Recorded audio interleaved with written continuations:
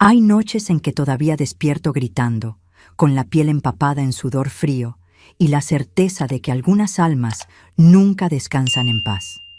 Aquellas paredes blancas de la funeraria Descanso Santo guardaban secretos tan perturbadores que me persiguen como sombras hambrientas, incluso décadas después.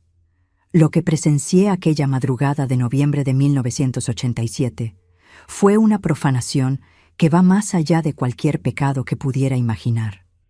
Y lo peor de todo es que durante meses fui cómplice sin saberlo, sonriendo a familias mientras sus seres queridos eran ultrajados en la oscuridad, bajo cruces que miraban impasibles.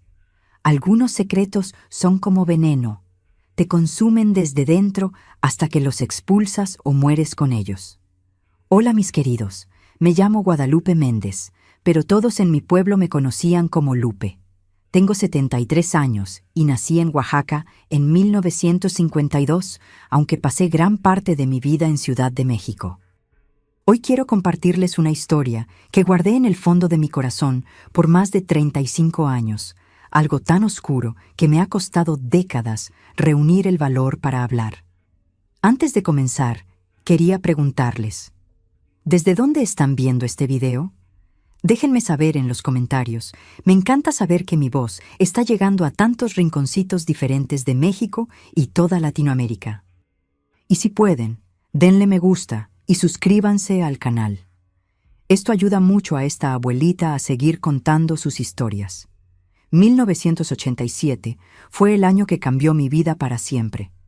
El olor a copal y velas derretidas, los murmullos de rosarios recitados en la penumbra, y el peso de la culpa que cargué después, todo comenzó esa primavera, cuando la muerte se llevó no solo a mi esposo Ernesto, sino también cualquier seguridad que hubiera conocido hasta entonces.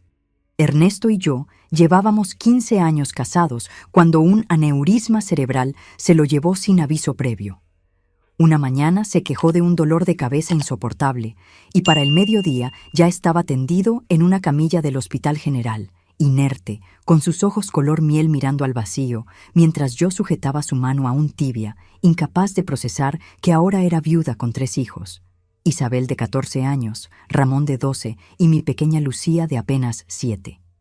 Los ahorros de una vida de trabajo de Ernesto como carpintero artesanal apenas alcanzaron para darle un funeral digno. Recuerdo estar sentada en nuestra pequeña cocina en la colonia Doctores, con los recibos vencidos extendidos frente a mí como un mapa hacia la ruina. El intenso aroma del café que nunca llegué a beber se mezclaba con el olor a humedad de las paredes desconchadas. Las lágrimas silenciosas caían sobre las facturas, mientras escuchaba a mis hijos dormir en la habitación contigua. ¿Cómo les daría de comer? ¿Cómo pagaría la renta? A mis 35 años, nunca había trabajado fuera de casa. En la oscuridad de esa cocina, bajo la luz mortecina de un foco que parpadeaba, amenazando con extinguirse, como tantas otras cosas en mi vida, recé como nunca antes lo había hecho. Santísima Virgen de Guadalupe, no te pido lujos ni comodidades, solo un camino para alimentar a mis hijos. Dame una señal, una oportunidad. La respuesta llegó al día siguiente, aunque entonces no supe reconocer si era una bendición o una maldición disfrazada. El periódico local, amarillento y arrugado que me prestó mi vecina doña Consuelo, tenía un pequeño anuncio enmarcado en negro. Funeraria Descanso Santo solicita asistente administrativa. Se requiere discreción, respeto y disponibilidad de horario. Experiencia no necesaria. Presentarse con el señor Augusto Montero. La funeraria estaba ubicada en una antigua casona colonial restaurada en la colonia Roma, uno de esos edificios señoriales que parecen sacados de otra época, con sus columnas de cantera, vitrales religiosos y un discreto crucifijo de bronce sobre la entrada principal. Al cruzar las pesadas puertas de madera tallada, me recibió un aroma peculiar, una mezcla de incienso, flores marchitas y algo químico que intentaba disimular la inevitable presencia de la muerte. El vestíbulo estaba decorado con sobriedad elegante, paredes color crema, muebles de caoba oscura y pinturas religiosas que mostraban ángeles guiando almas hacia la luz. Una mujer de edad avanzada, sentada tras un escritorio de madera labrada, me miró por encima de sus lentes de montura dorada. Su cabello perfectamente teñido de un castaño imposible y recogido en un moño tirante le daba un aspecto severo que contrastaba con la voz melosa con que me saludó. «Buenos días, ¿en qué puedo ayudarla?» «Vengo por el anuncio del periódico, para el puesto de asistente administrativa», respondí, intentando que mi voz no delatara mi desesperación. «Ah, sí, el señor Montero está esperando candidatas. Soy Dolores Fuentes, la recepcionista. ¿Su nombre?» «Guadalupe Méndez, señora». Dolores me escrutó con una mirada evaluativa que me hizo sentir como un animal en exhibición. Finalmente, descolgó un teléfono antiguo y anunció mi presencia. Minutos después, me indicó que subiera por una escalera de mármol hasta el segundo piso. El despacho del señor Montero era una habitación amplia, con estanterías llenas de libros antiguos y un escritorio imponente frente a un ventanal que daba a un pequeño jardín interior. El hombre que se levantó para recibirme tendría unos 60 años, alto y delgado hasta la demacración, con un rostro anguloso dominado por una nariz prominente y ojos pequeños pero intensamente negros. Vestía un traje gris impecable que contrastaba con su tez pálida y su cabello blanco perfectamente peinado hacia atrás. «Señora Méndez, tome asiento, por favor», dijo con una voz grave y pausada, señalando una silla de cuero frente a su escritorio. «Dolores me dice que viene por el puesto». «Así es, señor. Vi el anuncio en el periódico». «¿Tiene experiencia en funerarias?» «No, señor, pero sé mecanografía, archivar documentos y tengo buena caligrafía. Aprendo rápido y...» Dudé un momento antes de continuar. «Entiendo el dolor de las familias.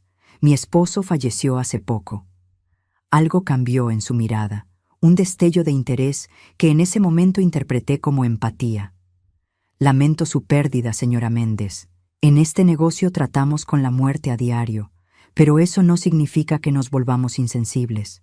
Al contrario, ¿cree usted poder manejar el ambiente? No todos tienen estómago para lo que ocurre aquí». «Necesito el trabajo, señor Montero. Tengo 3 hijos que alimentar. Si otros pueden hacerlo, yo también». Una sonrisa casi imperceptible curvó sus labios finos. «La determinación es una cualidad que aprecio.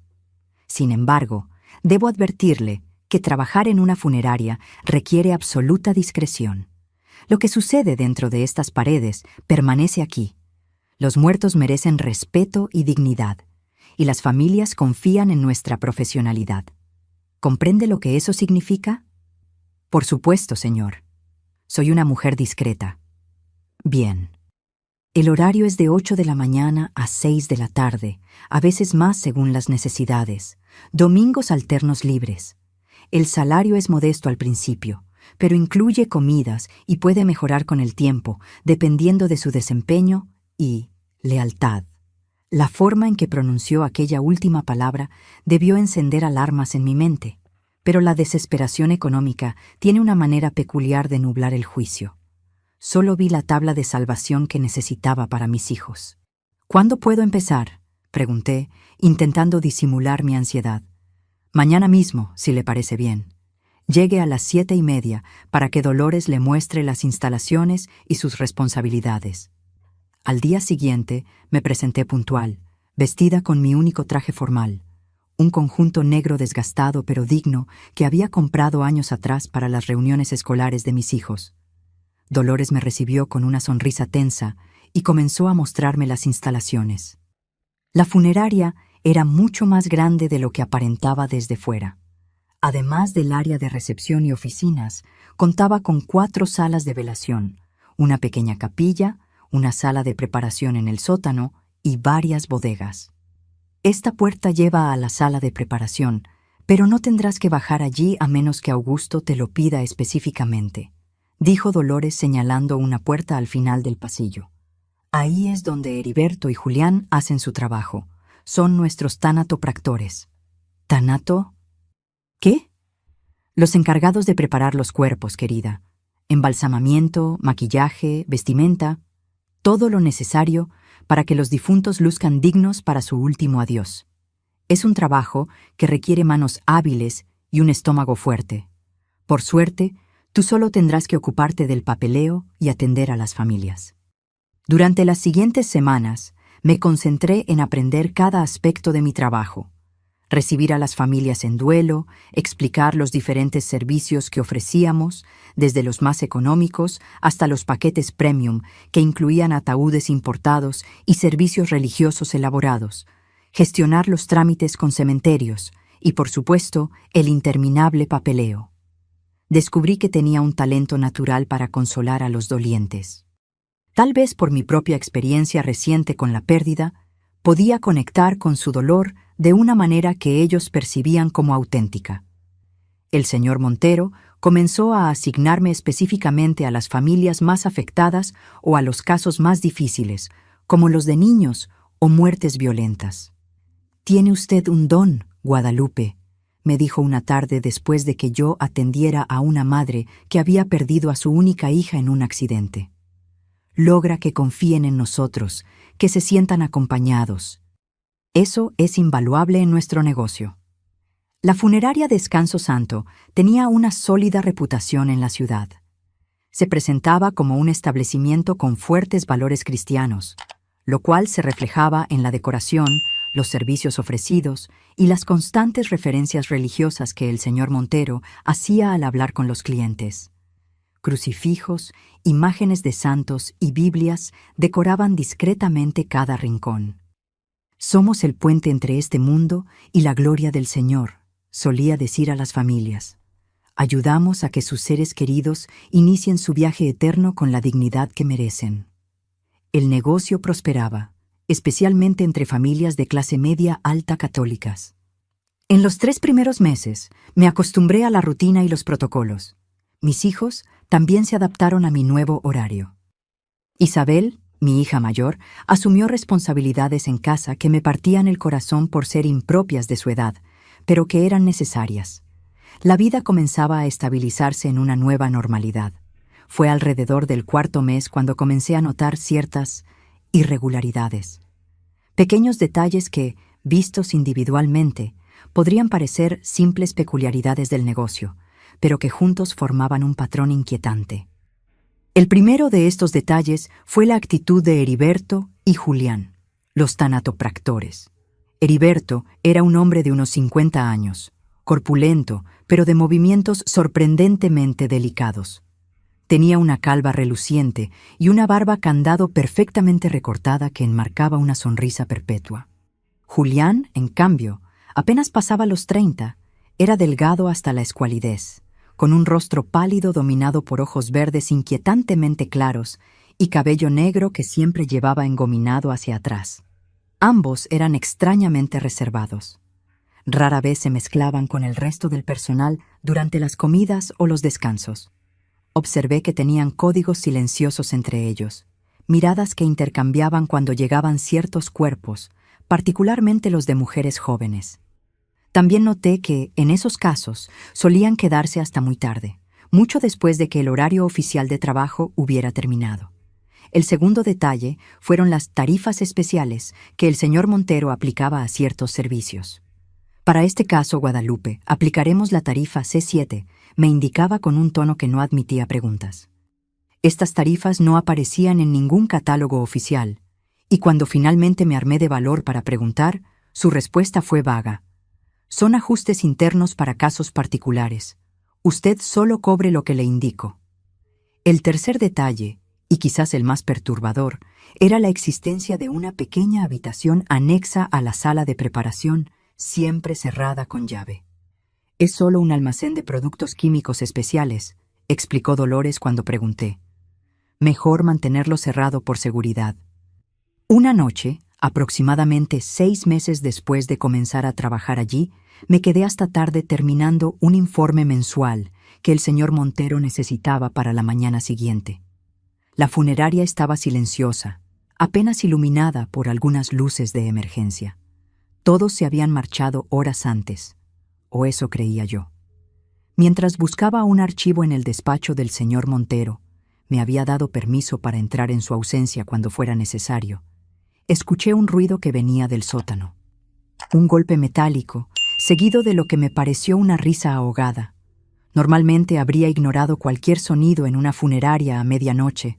Los edificios antiguos tienen sus propios lamentos, pero aquella risa tenía algo inconfundiblemente humano. La curiosidad y un inexplicable presentimiento me llevaron hasta la puerta que conducía al sótano. Bajé los escalones de piedra lentamente, aferrándome al pasamanos de hierro forjado. La luz era escasa. Apenas una bombilla desnuda iluminaba el pasillo que conducía a la sala de preparación. La puerta estaba entreabierta y un hilo de luz más intensa se escapaba por la rendija. Me acerqué conteniendo la respiración, y lo que vi a través de aquella estrecha apertura me dejó paralizada. Heriberto y Julián estaban allí, pero no estaban trabajando en ningún sentido profesional. Sobre la mesa de embalsamamiento yacía el cuerpo de una joven mujer que había llegado esa tarde, víctima de un accidente automovilístico. Su rostro, milagrosamente intacto tras el accidente, tenía una belleza etérea bajo las luces fluorescentes. Lo que hacían aquellos dos hombres con su cuerpo inerte es algo que me ha atormentado durante décadas.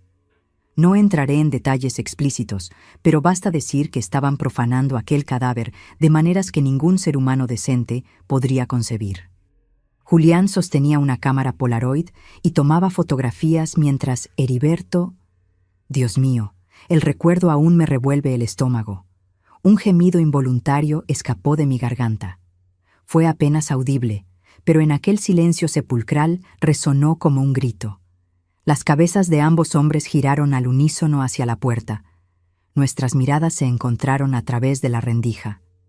¿Quién anda ahí? La voz de Heriberto sonó estrangulada. Corrí. Subí las escaleras tropezando, con el corazón a punto de estallar. Detrás de mí escuché pasos apresurados y maldiciones. Llegué a la recepción y me dirigí hacia la puerta principal, pero estaba cerrada con llave. Desesperada, busqué una salida alternativa. Recordé que la pequeña capilla tenía una puerta lateral que daba al jardín. Corrí hacia allí mientras escuchaba los pasos acercándose. La capilla estaba en penumbra, apenas iluminada por el resplandor de unas pocas veladoras frente a una imagen de la Virgen. Crucé entre los bancos de madera, tropezando, arañándome la pierna con una esquina. Finalmente alcancé la puerta lateral y la empujé con todas mis fuerzas. Se abrió hacia un pequeño jardín amurallado. «Guadalupe, espera». La voz de Julián sonaba más cerca. Salté un pequeño muro y me encontré en la calle desierta, iluminada por farolas amarillentas. Corrí sin rumbo fijo durante varias cuadras, jadeando, con lágrimas de terror nublándome la visión. Finalmente, cuando estaba segura de que no me seguían, me detuve en una esquina y vomité violentamente, apoyada contra un poste de luz. ¿Qué hacer? ¿A dónde ir? No podía volver a casa. Ellos conocían mi dirección. No podía ir a la policía. ¿Quién me creería? Era la palabra de una viuda desesperada contra la de dos respetados profesionales y el dueño de una funeraria con excelente reputación. Además, ¿qué pruebas tenía? Pasé el resto de la noche vagando por la ciudad, refugiándome finalmente en la terminal de autobuses del norte cuando abrió al amanecer. Allí, sentada en una banca dura, con la mirada perdida entre viajeros somnolientos, intenté ordenar mis pensamientos. Si aquello que había presenciado no era un incidente aislado, sino una práctica recurrente, significaba que durante meses había estado trabajando para personas que profanaban cadáveres sistemáticamente. Significaba que todas esas familias que habían confiado en nosotros, en mí, habían sido traicionadas de la manera más vil. A las 7 de la mañana, reuní el valor para llamar a Isabel desde un teléfono público. Le dije que había surgido un problema en el trabajo y que no iría a casa por un par de días, que cuidara de sus hermanos y que no abriera la puerta a nadie. Le di instrucciones para que se fueran a casa de mi comadre Rosario si pasaba cualquier cosa extraña. Mi voz debió delatar mi estado, porque mi hija, de solo 14 años, pero madura más allá de su edad, no hizo preguntas. Simplemente dijo: «Cuídate, mamá. Te queremos». Durante todo el día, Permanecí en lugares públicos, moviéndome constantemente, en una cafetería, en un parque, en la Basílica de Guadalupe, donde recé fervientemente buscando guía. Al anochecer, cuando el cansancio me vencía, tomé una decisión. No podía huir indefinidamente. Mis hijos me necesitaban. Tenía que enfrentar la situación. A la mañana siguiente, me presenté en la funeraria a la hora habitual. Entré con la cabeza alta, el corazón latiéndome desbocado bajo el suéter gastado. Dolores me recibió con una sonrisa tensa. «El señor Montero quiere verte en su despacho. Inmediatamente». Subí las escaleras con piernas que parecían de plomo. Cada escalón era una batalla contra el impulso de dar media vuelta y salir corriendo. Al llegar frente a la puerta de roble tallado, respiré hondo y golpeé suavemente. «Adelante», la voz grave del señor Montero sonó amortiguada. Entré para encontrarle sentado tras su escritorio, con las manos entrelazadas sobre la pulida superficie. A su lado, de pie como guardianes silenciosos, estaban Heriberto y Julián. La puerta se cerró detrás de mí con un clic que sonó como una sentencia. «Siéntese, Guadalupe», dijo el señor Montero, señalando la silla frente a él. No era una invitación, era una orden. Me senté manteniéndome en el borde de la silla, lista para huir si era necesario, aunque sabía que contra 3 hombres tendría pocas posibilidades. «Tenemos un problema, ¿no es así?», continuó. Su voz era suave, casi paternal, lo cual resultaba aún más aterrador. Parece que anteanoche fue testigo de algo que malinterpretó. «No creo haber malinterpretado nada, señor Montero», respondí, sorprendiéndome a mí misma con la firmeza de mi voz. Una sombra cruzó su rostro. Heriberto se movió incómodo, pero Julián mantuvo su expresión impasible, observándome con aquellos ojos verdes y fríos. «Guadalupe», el señor Montero suspiró teatralmente. «Ha sido usted una excelente empleada estos meses. Tiene un don natural para este trabajo. Sería una verdadera lástima perderla por un malentendido». Lo que vi no fue ningún malentendido. Fue una profanación. Una violación de la confianza de las familias. Un pecado ante los ojos de Dios. Las palabras brotaron de mí con una convicción que no sabía que poseía. El rostro del señor Montero se endureció. «Sea prudente con sus acusaciones, señora Méndez». Heriberto y Julián estaban realizando procedimientos técnicos necesarios para la adecuada preservación del cuerpo. «¿Con una cámara Polaroid?», pregunté, alzando una ceja. Julián dio un paso adelante, amenazante, pero el señor Montero levantó una mano para detenerle. «Documentación interna. Procedimientos para capacitación. Nada ilegal. Todos sabemos lo que vi, y todos sabemos que no es la primera vez», dije, sosteniendo su mirada. Un silencio tenso llenó la habitación. Finalmente, el señor Montero se reclinó en su silla y esbozó una sonrisa fría que no llegó a sus ojos. «Muy bien, dejémonos de subterfugios. Sí, Guadalupe, lo que vio es exactamente lo que cree que vio. Heriberto y Julián tienen gustos particulares, y yo les permito satisfacerlos discretamente, siempre y cuando hagan su trabajo correctamente y sean cuidadosos». «¿Cuidadosos? ¿Llama gustos particulares a profanar cadáveres?». Mi voz tembló de indignación. «No sea tan dramática», respondió con un gesto despectivo. «Los muertos están muertos. No sienten nada, no saben nada. ¿Qué daño real hay? Las familias reciben a sus seres queridos perfectamente presentables, dicen su último adiós y todos siguen con sus vidas. Nadie sale perjudicado. Excepto la dignidad humana, el respeto por los muertos, la confianza de quienes les encomiendan a sus seres queridos», repliqué. «Es repugnante». El señor Montero se inclinó hacia adelante, su rostro endureciéndose. «Sea como sea, ahora tiene 2 opciones, Guadalupe. Puede aceptar un generoso aumento de sueldo, olvidar lo que vio y seguir siendo parte de nuestra familia, o puede irse y enfrentarse a las consecuencias». «¿Qué consecuencias?», pregunté, aunque ya intuía la respuesta. «Por un lado, perderá su empleo inmediatamente, sin referencias.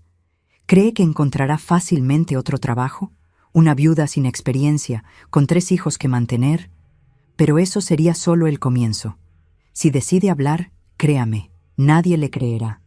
Somos una institución respetada en esta ciudad. Tenemos amigos influyentes, su palabra contra la nuestra. En el mejor de los casos, la tomarán por una mujer histérica y trastornada por el duelo. En el peor... Bueno, los accidentes ocurren todos los días. La amenaza quedó flotando en el aire como un miasma venenoso. Miré a los 3 hombres frente a mí. El señor Montero, con su falsa dignidad y su traje impecable.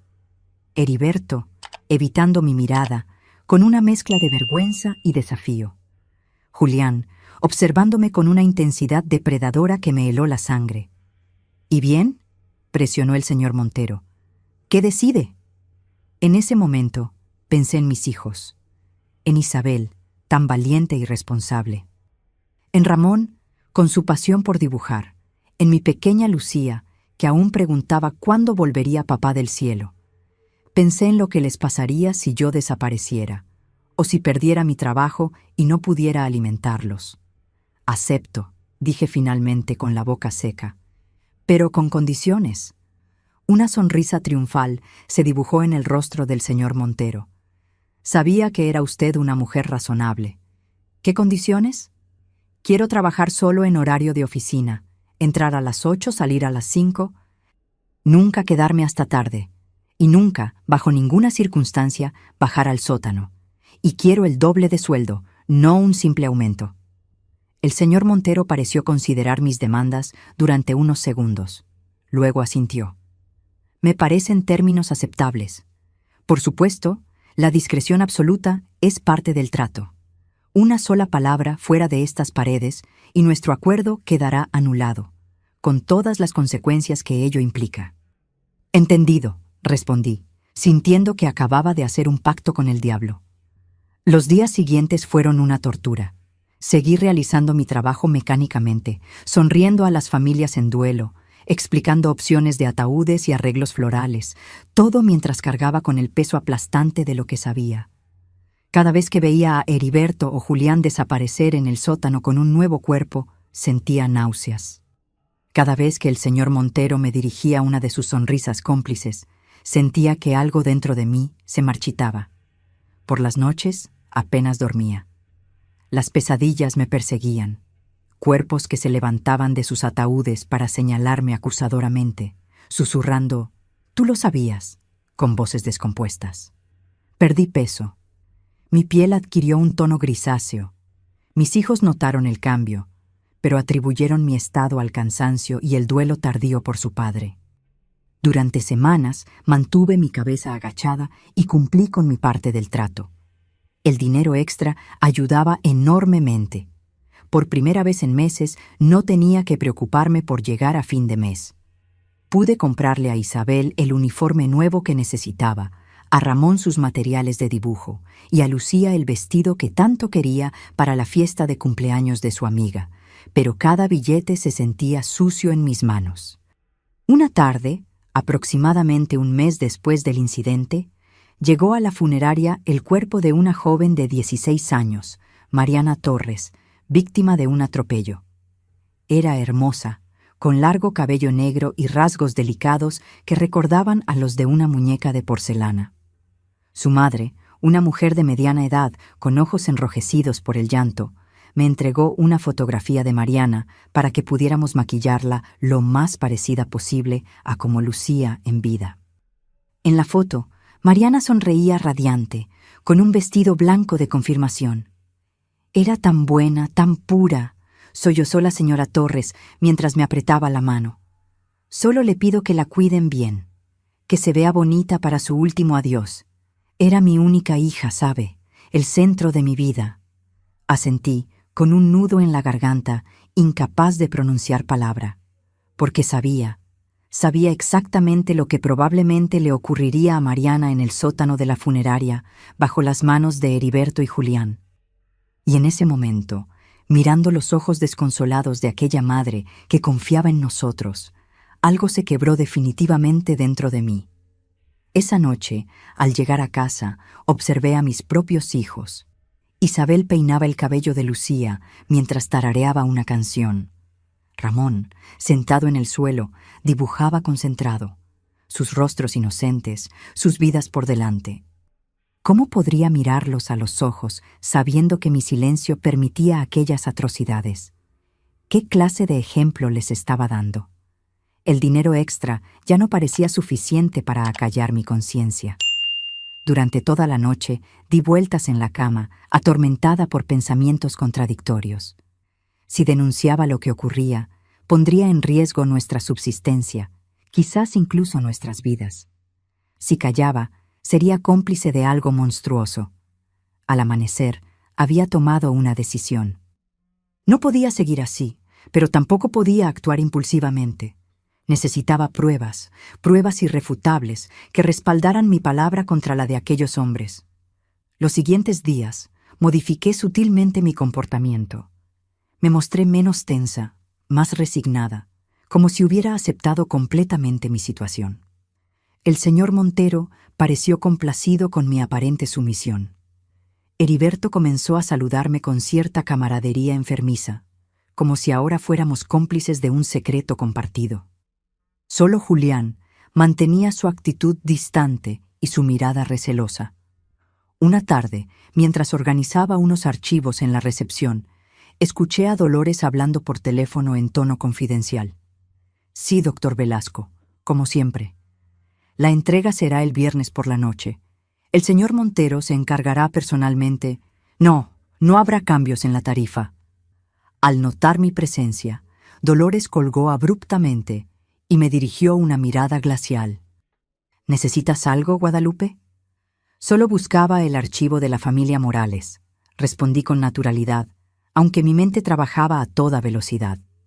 El doctor Velasco, entregas nocturnas, tarifas. Esa misma tarde, cuando todos se habían marchado, fingí olvidar mi bolso y regresé a la funeraria. Como esperaba, el señor Montero aún estaba allí, encerrado en su despacho. Desde el pasillo, escuché que hablaba por teléfono, mencionando algo sobre documentación completa y mercancía de primera calidad. Cuando finalmente se marchó, unos 20 minutos después, me aseguré de que no hubiera nadie más y entré sigilosamente en su oficina. El archivo estaba cerrado con llave, pero recordaba haber visto al señor Montero guardar una copia en el tercer cajón de su escritorio. Efectivamente, allí estaba. Con manos temblorosas, comencé a revisar carpetas hasta encontrar una etiquetada como entregas especiales. Dentro había una lista de nombres con fechas y cantidades. Al principio no comprendí lo que estaba viendo, hasta que reconocí algunos de los nombres. Eran personas que habían sido veladas en nuestra funeraria. Junto a cada nombre había anotaciones como córneas, riñones, piel y sumas considerables de dinero. Un sudor frío recorrió mi espalda.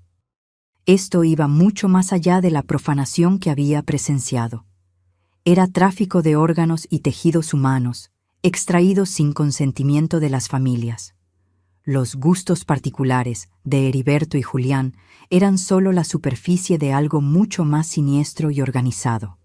Seguí buscando y encontré correspondencia con varios médicos, incluido el doctor Velasco, y con lo que parecía ser una clínica privada en Estados Unidos. También hallé recibos de pagos a funcionarios que, supuse, miraban hacia otro lado. El alcance de la operación me dejó atónita. Esto no era obra de dos tanatopractores depravados, sino una red sistemática dirigida por el señor Montero, que utilizaba la fachada de una respetable funeraria cristiana para ocultar sus actividades. Con manos temblorosas, saqué una pequeña cámara que había comprado días atrás y comencé a fotografiar los documentos más incriminatorios. El corazón me latía tan fuerte que temía que alguien pudiera escucharlo. Cada crujido del antiguo edificio me hacía sobresaltar. Cuando terminé, volví a colocar todo exactamente como estaba y salí tan silenciosamente como había entrado. Los días siguientes fueron una agonía de indecisión. ¿A quién acudir con estas pruebas? ¿A la policía local? Y si estaban comprados, como sugerían algunos de los documentos? ¿A la prensa? ¿Me creerían?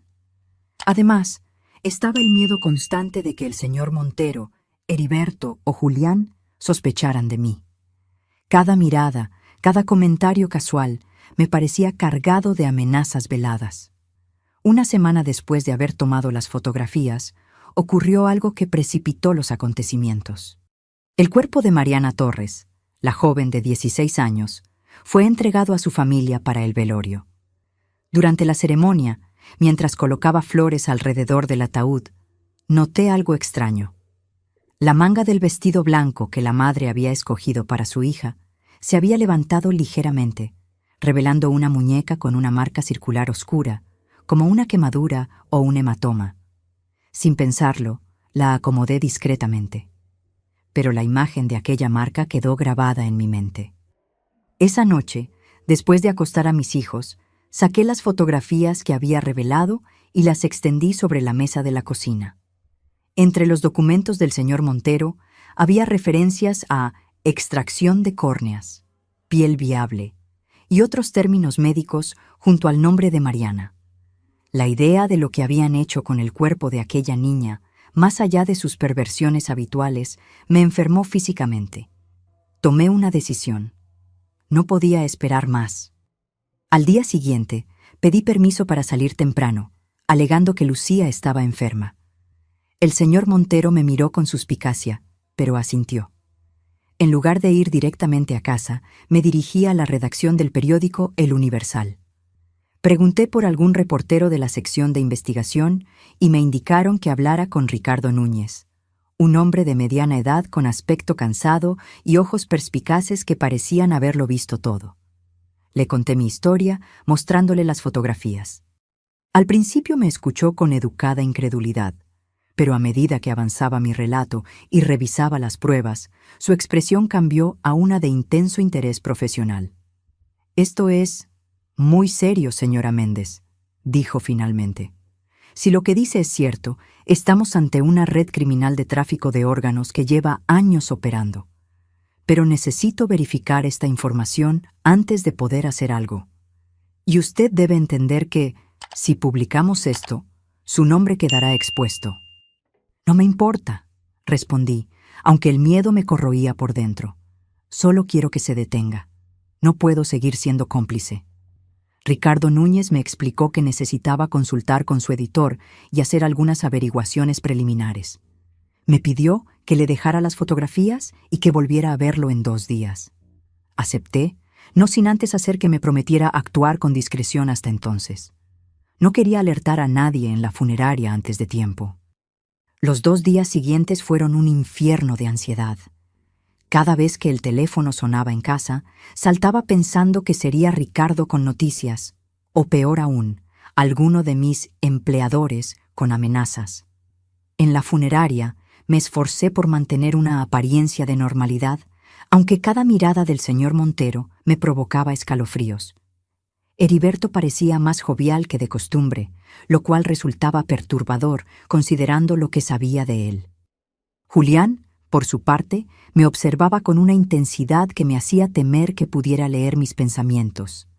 El día acordado, volví a la redacción del periódico. Ricardo me recibió con una expresión grave. «He verificado parte de su información, señora Méndez. Los nombres, las fechas, todo coincide.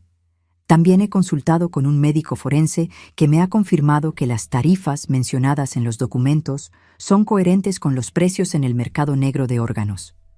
Esto es grande, muy grande».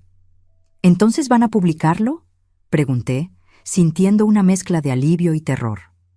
«Mi editor quiere más pruebas», respondió Ricardo. «Testimonios de alguna familia afectada, confirmación de algún funcionario implicado que quiera hablar. Algo que haga la historia irrefutable, porque cuando esto salga a la luz habrá demandas, presiones, amenazas». «¿Y cómo conseguimos esas pruebas?». Mi voz sonaba desesperada incluso a mis propios oídos. Ricardo me miró fijamente. «Eso depende de hasta dónde esté dispuesta a llegar, señora Méndez». Lo que Ricardo me propuso era arriesgado, temerario incluso. Quería que yo siguiera trabajando en la funeraria, recopilando más información, identificando a más implicados, posiblemente incluso usando una pequeña grabadora para obtener confesiones. La idea me aterrorizaba, pero también entendía que, sin pruebas incontrovertibles, la historia podría ser desacreditada y yo quedaría expuesta sin protección. «Necesito pensarlo», le dije finalmente. Esa noche, mientras mis hijos dormían, pasé horas debatiéndome. Por un lado, seguir en aquel lugar, fingiendo complicidad, sabiendo lo que ocurría, me destrozaba por dentro. Por otro, si quería que se hiciera justicia, necesitábamos pruebas más sólidas. Finalmente, decidí que seguiría el plan de Ricardo, pero con mis propias condiciones. Al día siguiente, le llamé desde un teléfono público. «Lo haré, pero necesito garantías. Si algo me sucede, quiero que cuide de mis hijos. Y quiero que, pase lo que pase, esta historia salga a la luz, incluso si tengo que pagar un precio por ello». Ricardo aceptó, aunque aclaró que no podía prometer resultados inmediatos. Me entregó una pequeña grabadora y me explicó cómo usarla discretamente. «Sea extremadamente cautelosa, señora Méndez. Esta gente no dudará en hacer lo que sea necesario para proteger su negocio». Las siguientes 2 semanas fueron un equilibrio precario entre mi papel como empleada modelo y mi misión secreta. Comencé a quedarme unos minutos más después del horario, recogiendo conversaciones fragmentadas. Me ofrecía voluntaria para archivar documentos, lo que me daba acceso a más información. Gradualmente, construí un mapa mental de toda la operación. ¿Quién suministraba los químicos especiales para preservar los órganos? ¿Qué médicos estaban implicados? ¿Cómo transportaban los productos fuera del país? ¿Qué funcionarios recibían sobornos regulares para mirar hacia otro lado? Un día, mientras archivaba en el despacho del señor Montero, él entró inesperadamente con el doctor Velasco, un hombre de unos 50 años con un maletín de cuero y expresión arrogante. No tuve tiempo de salir, así que fingí concentrarme en mi tarea mientras activaba discretamente la grabadora en mi bolsillo. «Los riñones de la Ramírez están en perfectas condiciones», escuché decir al señor Montero. «Julián dice que son de los mejores que ha visto en meses. El comprador suizo estará satisfecho». «¿Y las córneas del muchacho Ortiz?», preguntó el doctor Velasco. «Extracción completada anoche. Ya están en proceso de preservación. Salen mañana en el vuelo de las 6 a Los Ángeles». «Bien, bien», el médico parecía complacido. «Por cierto, la clínica de Monterrey necesita más piel viable. Los pacientes quemados pagan fortunas por injertos de calidad. La última remesa que enviaron era mediocre. Tendremos algo mejor la próxima semana. Ha llegado el cuerpo de una joven, la Gutiérrez. Piel perfecta, sin tatuajes ni cicatrices». Contuve la respiración mientras escuchaba. Cada palabra quedaba registrada en la grabadora. La señora Gutiérrez había llegado ese mismo día, una mujer de 30 años, víctima de un derrame cerebral, dejando 2 niños pequeños. Su esposo, destrozado, había elegido el mejor ataúd que podía permitirse, insistiendo en que su esposa merecía una despedida digna. «¿Algún problema, Guadalupe?». La voz del señor Montero me sobresaltó. «No, señor. Solo ordenando estos archivos como me pidió», respondí, manteniendo la voz firme a pesar del terror que sentía. «Ya puede retirarse por hoy. Estos documentos pueden esperar a mañana». Salí de la oficina sintiendo sus ojos clavados en mi espalda. ¿Sospechaba algo? ¿Había notado mi inquietud? ¿Habría visto la grabadora? Esa noche entregué la grabación a Ricardo. Sus ojos brillaron al escucharla. «Esto es oro puro, señora Méndez. Nombres, fechas, detalles específicos. Pero todavía necesitamos más, especialmente sobre la participación de funcionarios». «¿Cuánto más?», pregunté, exhausta. «Cada día que paso allí, siento que me contamino más». «Un poco más», insistió Ricardo. «Estamos construyendo un caso sólido, no solo un artículo sensacionalista. Cuando esto explote, queremos que sea imposible de ignorar o encubrir». Accedí a regañadientes. Pero algo había cambiado en la funeraria. Notaba miradas furtivas entre Dolores y el señor Montero. Heriberto ya no era tan jovial conmigo. Incluso Salvador, el chofer que normalmente apenas interactuaba con el personal, parecía observarme con renovado interés. La paranoia comenzó a apoderarse de mí. ¿Había sido descubierta? ¿O eran solo mis miedos manifestándose? Una tarde, mientras limpiaba mi escritorio al final de la jornada, Julián se acercó silenciosamente por detrás. «El señor Montero quiere verla en el sótano», dijo con una voz monocorde que me heló la sangre. «¿En el sótano? ¿No en su despacho?» «En el sótano», repitió Julián. «Ahora». Mi mente entró en pánico. Nunca antes el señor Montero había solicitado verme en el sótano. Era una trampa. Tenía que serlo. «Dígale que iré en cuanto termine aquí», respondí, ganando tiempo. Julián me miró fijamente durante unos segundos que parecieron eternos. «No le gusta esperar», dijo finalmente, antes de darse media vuelta y desaparecer por el pasillo. En cuanto se fue, tomé mi bolso y me dirigí rápidamente hacia la salida. En el vestíbulo, Dolores me interceptó. «¿Ya te vas? Creí que Augusto quería hablar contigo». «Tengo una emergencia con mis hijos», mentí. «Le diré mañana». Dolores entrecerró los ojos, pero no dijo nada más. Salí a la calle y caminé rápidamente, sin mirar atrás, con la sensación de que me seguían. En la primera cabina telefónica que encontré, llamé a Ricardo. «Creo que sospechan», dije sin preámbulos. «Intentaron llevarme al sótano». «Jesús», murmuró Ricardo, «no vuelva allí, vaya directamente a esta dirección». Me dio la ubicación de un pequeño hotel en una zona residencial tranquila. «Registramos una habitación a nombre de mi prima. Quédese allí esta noche. Mañana la buscaré y decidiremos qué hacer». «¿Y mis hijos?», pregunté angustiada. «Enviaré a alguien de confianza a recogerlos y llevarlos con usted. ¿Dónde están ahora?» «Con mi vecina, doña Consuelo.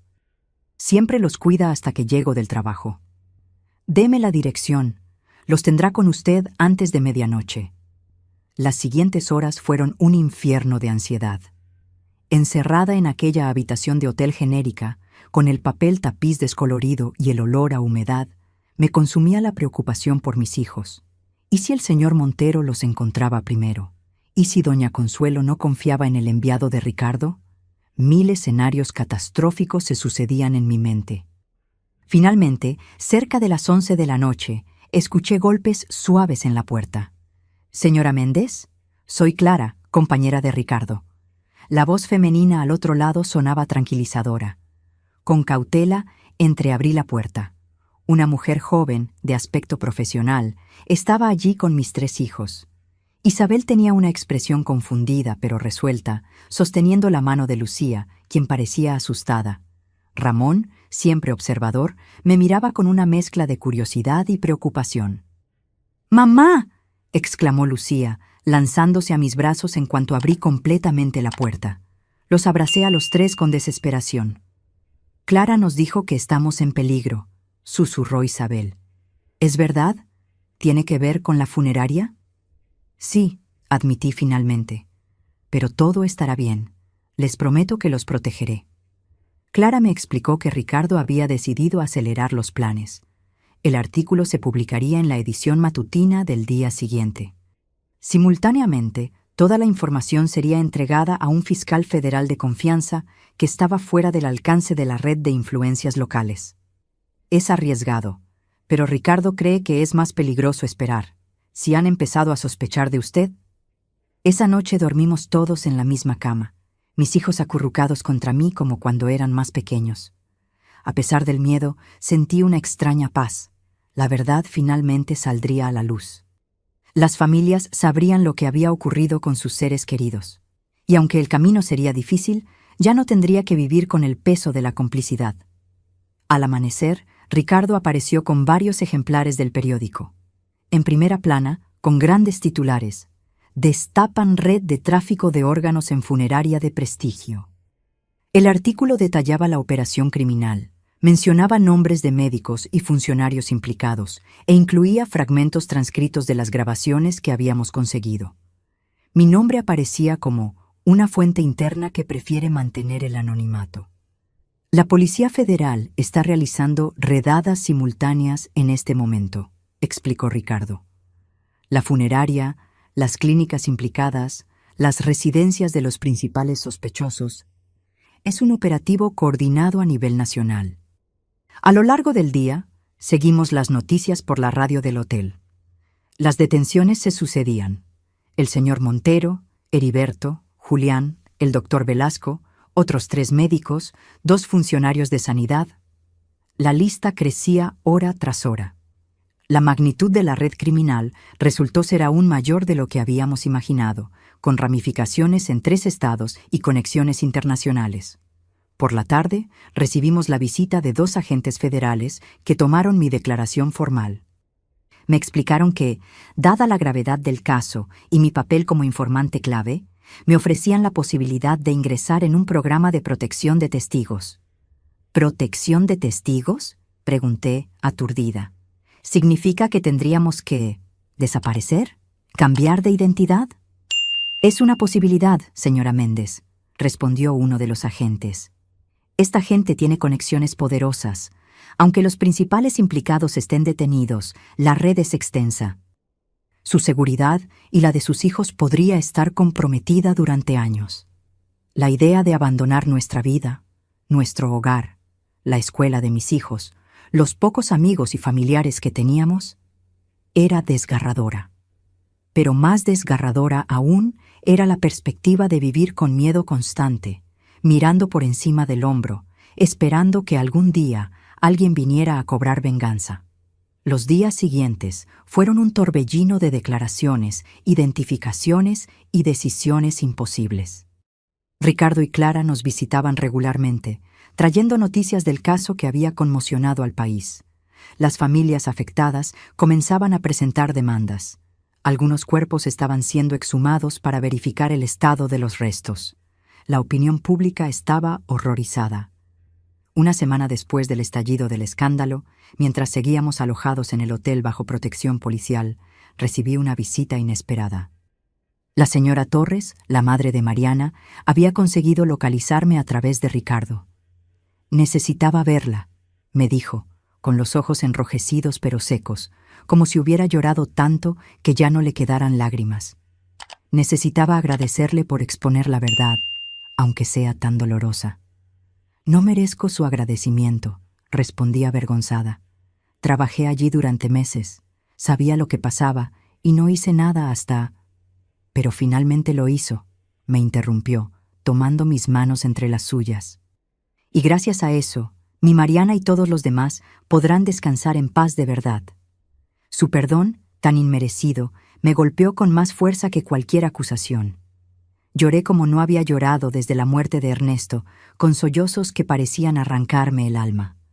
La señora Torres me abrazó, y en ese abrazo entre 2 madres heridas por circunstancias trágicas diferentes, encontré un atisbo de redención. Finalmente, tras mucha deliberación y consultas con mis hijos, incluso Lucía, a quien intenté explicarle la situación de manera comprensible para sus 7 años, decidimos aceptar la oferta de protección de testigos. La perspectiva de testificar en los juicios que se avecinaban, enfrentándome cara a cara con el señor Montero y los demás, era aterradora. Además, como me explicó uno de los agentes, el programa nos ofrecería no solo seguridad, sino también un nuevo comienzo. Ayuda económica inicial, educación para mis hijos, incluso capacitación laboral para mí. Nos trasladaron primero a Guadalajara, donde pasamos 6 meses en una casa custodiada mientras se completaban los preparativos para nuestra nueva identidad. Isabel, Ramón y Lucía fueron inscritos en escuelas locales bajo apellidos provisionales. Yo recibí formación como asistente administrativa, habilidades que podría utilizar en nuestro nuevo destino. El juicio principal contra el señor Montero y sus cómplices directos comenzó en la primavera de 1988. Testifiqué por videoconferencia, protegida por un biombo y con la voz distorsionada. Aún así, sentí que me desmoronaba al ver nuevamente aquellos rostros. El señor Montero, impecablemente vestido incluso en prisión preventiva, con su expresión impasible. Heriberto, visiblemente deteriorado, con ojeras profundas y mirada perdida. Julián, observándome a través de la cámara, como si pudiera verme a pesar de todas las precauciones, con aquellos ojos verdes y fríos que me perseguían en pesadillas. Mi testimonio duró 3 días. Cada detalle, cada conversación, cada documento que había visto, todo fue minuciosamente examinado por fiscales y abogados defensores. Estos últimos intentaron desacreditarme, sugiriendo que era una empleada resentida, una viuda desequilibrada, una oportunista en busca de notoriedad. Pero las pruebas físicas respaldaban cada una de mis afirmaciones. Las grabaciones, los documentos fotografiados, los hallazgos en la propia funeraria durante la redada, los testimonios de médicos forenses sobre los cuerpos exhumados, todo confirmaba mi versión. En agosto de 1988, el señor Augusto Montero fue condenado a 45 años de prisión por múltiples cargos: profanación de cadáveres, fraude, tráfico de órganos, asociación delictiva, falsificación de documentos, soborno a funcionarios y obstrucción de la justicia. Heriberto y Julián recibieron condenas similares. El doctor Velasco y otros médicos implicados fueron condenados a penas de entre 15 y 30 años, además de la revocación permanente de sus licencias médicas. Varios funcionarios corruptos recibieron sentencias menores, pero significativas. Para septiembre estábamos listos para comenzar nuestra nueva vida. Nos trasladaron a Chihuahua, en el extremo norte del país, tan lejos de Ciudad de México como era posible sin cruzar fronteras. Recibimos nuevos nombres, documentos de identidad y una historia coherente sobre nuestro pasado reciente. Me convertí en Margarita Soto, viuda que se trasladaba por motivos laborales con sus 3 hijos, Elena, Mario y Laura. Los primeros meses fueron extremadamente difíciles. Mis hijos extrañaban a sus amigos, su escuela, su entorno familiar. Yo misma me sentía perdida, intentando responder a un nombre que no era el mío, fabricando historias sobre un pasado ficticio cuando los vecinos preguntaban, saltando ante el más mínimo ruido nocturno. Las pesadillas eran constantes, pero ahora se habían transformado. Ya no soñaba tanto con los cuerpos profanados, sino con hombres desconocidos persiguiéndonos, encontrándonos, vengándose. Pero gradualmente, día a día, comenzamos a adaptarnos. Encontré trabajo en una pequeña empresa de importación como asistente administrativa. Isabel, ahora Elena, destacaba en la escuela y pronto hizo nuevas amigas. Ramón, Mario, canalizó sus emociones a través del dibujo, creando historietas elaboradas que los profesores elogiaban. La pequeña Lucía, Laura, fue quien mejor se adaptó, con esa elasticidad emocional que solo los niños muy pequeños poseen. Manteníamos contacto esporádico con Ricardo a través de canales seguros establecidos por el programa de protección. Él nos informaba sobre los desarrollos del caso y las apelaciones que, inevitablemente, los condenados presentaban. Me tranquilizaba saber que todas las sentencias se mantenían firmes. Los años pasaron. Mis hijos crecieron en nuestra nueva identidad. Isabel, Elena, terminó la preparatoria con honores y consiguió una beca para estudiar Derecho, inspirada en cierta forma por nuestra experiencia. Ramón Mario desarrolló su talento artístico y se convirtió en diseñador gráfico. Lucía, Laura, quien apenas recordaba nuestra vida anterior, estudió para ser maestra de primaria. Yo nunca dejé de mirar por encima del hombro, nunca dejé de sobresaltarme cuando alguien me llamaba Guadalupe por error, aunque para entonces la mayoría de las personas que conocía mi verdadero nombre habían fallecido o perdido contacto. Nunca dejé de tener pesadillas ocasionales, especialmente en noviembre, cuando se cumplía otro año más del descubrimiento. En 2007, 20 años después de los acontecimientos, recibí una carta por los canales oficiales del programa. Augusto Montero había muerto en prisión de un infarto. Heriberto había fallecido años antes de cáncer. Julián seguía vivo, pero su salud estaba gravemente deteriorada tras una agresión de otros reclusos que habían descubierto la naturaleza de sus crímenes. Sentí un alivio amargo. ¿Justicia? Quizás. ¿Clausura? No completamente. Algunas heridas nunca cicatrizan del todo. En 2015, Cuando el programa evaluó que el riesgo era ya mínimo, nos ofrecieron la posibilidad de abandonar la protección de testigos y recuperar nuestra identidad original. Mis hijos, adultos independientes para entonces, tenían opiniones divididas. Isabel, Elena, quería recuperar su verdadero nombre. Sentía que era parte de su historia, de su identidad más profunda. Ramón, Mario, prefería mantener su identidad actual. Había construido una carrera, relaciones, una vida entera como Mario Soto. Lucía Laura estaba confundida. Apenas recordaba haber sido Lucía Méndez alguna vez. Yo opté por un camino intermedio. Legalmente volví a ser Guadalupe Méndez, pero seguí viviendo como Margarita Soto en el día a día. Era más sencillo, menos disruptivo. Además, después de casi 3 décadas, ¿quién era realmente? ¿La Guadalupe que había trabajado en aquella funeraria infernal? ¿O la Margarita que había reconstruido su vida desde los escombros de aquella experiencia traumática? Quizás era ambas, o quizás ninguna. La identidad, descubrí, es tan frágil como la vida misma. El año 2017 trajo noticias inesperadas. Ricardo, quien para entonces se había retirado del periodismo, pero mantenía contacto esporádico conmigo, me informó que estaban preparando un documental sobre el caso. «Han pasado 30 años, Guadalupe», me dijo durante una llamada telefónica. «La historia merece ser contada en su totalidad, y tú mereces ser reconocida por tu valentía». Al principio me negué rotundamente. La idea de exponer públicamente mi rostro, mi voz, después de décadas de anonimato, me aterraba. Pero Ricardo insistió en que mi testimonio podría ser anónimo, con el rostro difuminado y la voz alterada. «Piénsalo», me pidió. «Esta podría ser tu oportunidad de cerrar este capítulo definitivamente».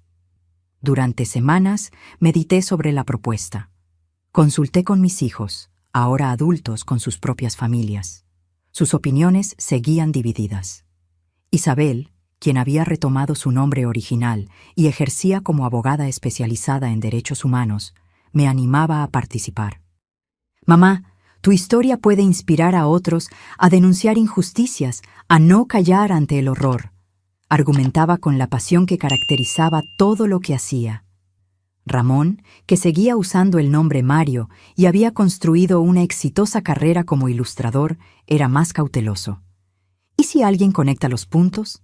¿Si algún familiar de los condenados decide que aún tiene cuentas pendientes contigo?, preguntaba, siempre el más protector de mis hijos.